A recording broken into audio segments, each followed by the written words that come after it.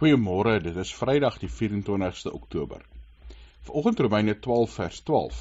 Hier sê Paulus vir die gemeente: Verbly julle in die hoop, wees standvastig wanneer julle swaar kry, volhard in die gebed.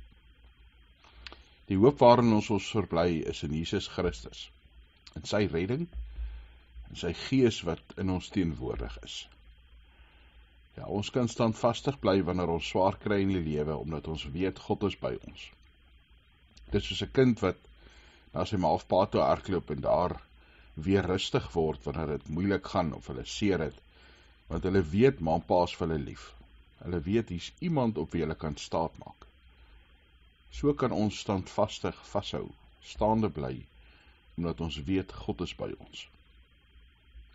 En ons doen dit deur te volhard in gebed, deur in gesprek te bly met ons hemelse Vader, deur met hom te praat oor wat ons ervaar, wat ons beleef, wat ons nood is, deur vir hom dankie te sê vir sy daar wees, vir Christus, vir ons redding, vir ons genade, deur vir hom dankie te sê dat ons weet, daar's meer as wat ons in hierdie wêreld beleef.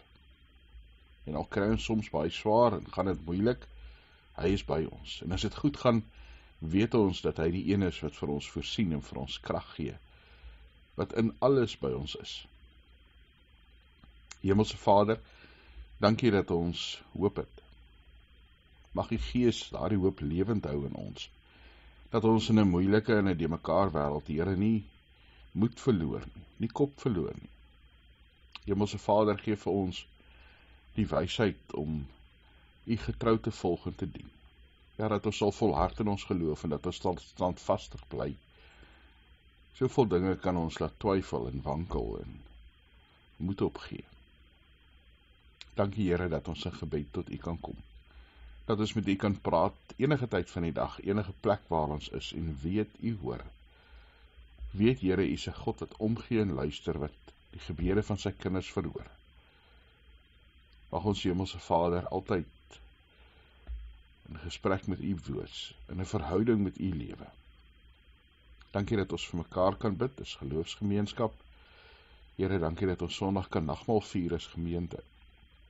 Dankie dat ons kan saamkom en U naam kan prys en loof. Ons bid vir ons land en vir die wêreld waarin ons is.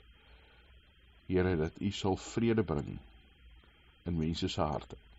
Vrede tussen mense, in besonder vrede tussen mense en U, in Jesus Christus se naam. Amen.